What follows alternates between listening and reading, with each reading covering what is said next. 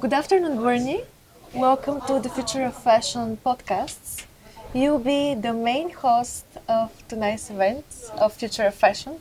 How do you feel? Well, I feel very excited. I feel very honoured that Sam asked me.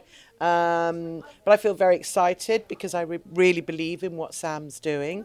So I think it's a great opportunity for everybody to have this platform and to be able to show their creativity. So I'm really excited and pleased. And I've already seen rehearsals and seen what fun it's going to be. So bring it on. You're a life force in both colors. With three words, how would you describe your personality? Fabulous, crazy, and kind. That's wonderful. Thank you so much. I hope so. So let's talk more about you, about this fabulous and kind human you are. As at Central Saint Martin's, you work with students from all kinds of backgrounds. How do you help them to feel represented and confident in their careers, and more importantly, in themselves? I think, I've worked in what we call widening participation at University of the Arts London for many years now. And it's mainly around making sure that younger people and families from disadvantaged backgrounds understand what it is like to study at university, but kind of more broadly what it's like to study fashion and how and where you might fit within the industry.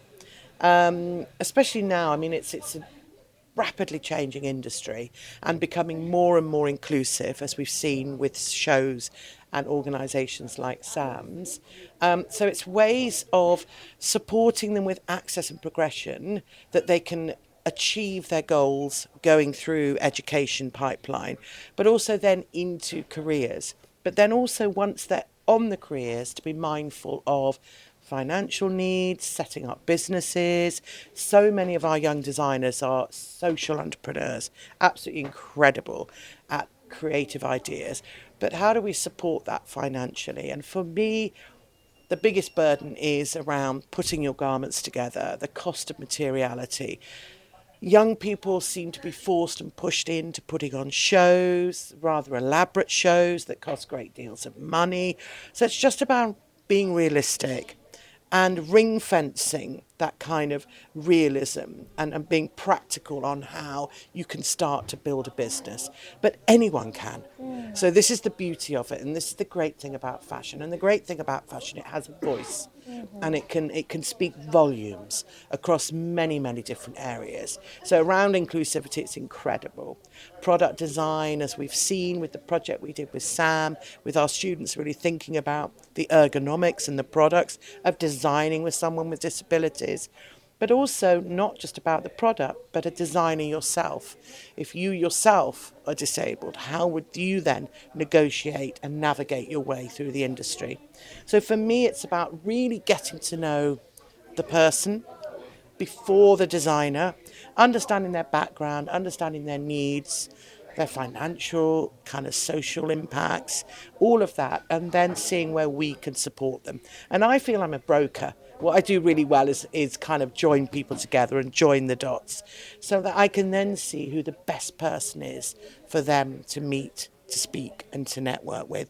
But really being realistic and like I said, at the moment, I think there is a big push to get young, emerging talent from universities to set up in businesses and to start them with doing fashion shows on their own, not collectively like this, but singly the amount of money that costs, and also producing all of those looks that you're not going to sell. Buyers are going to buy 5% of them.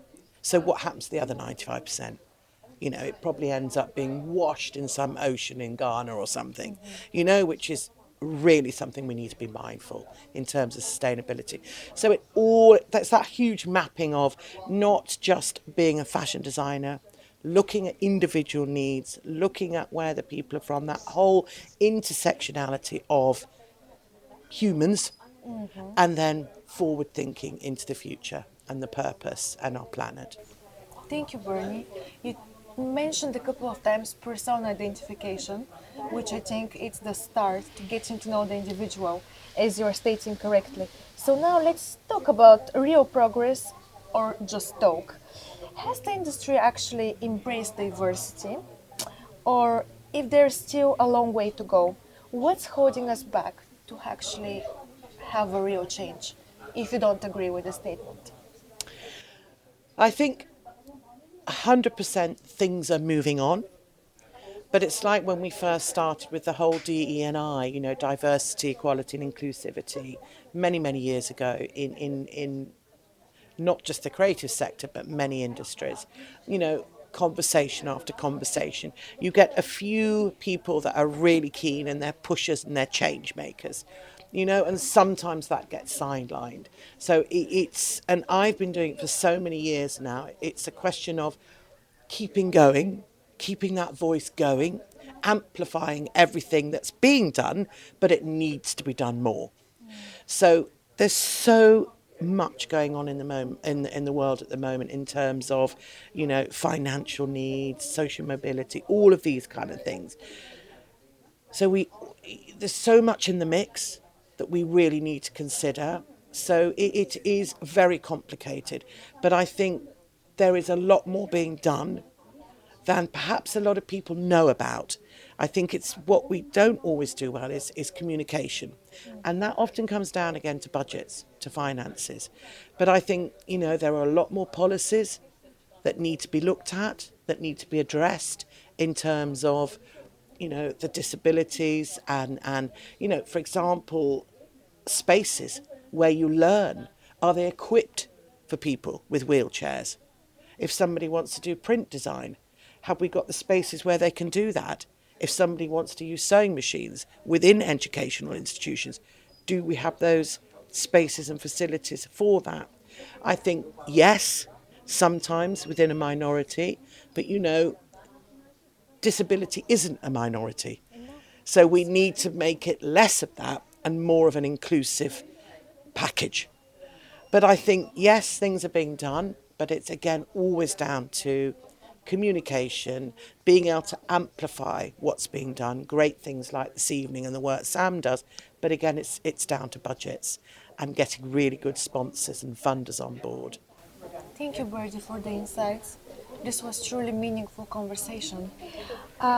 If you had to sum up your vision for a more inclusive fashion industry in 3 words, what would they be?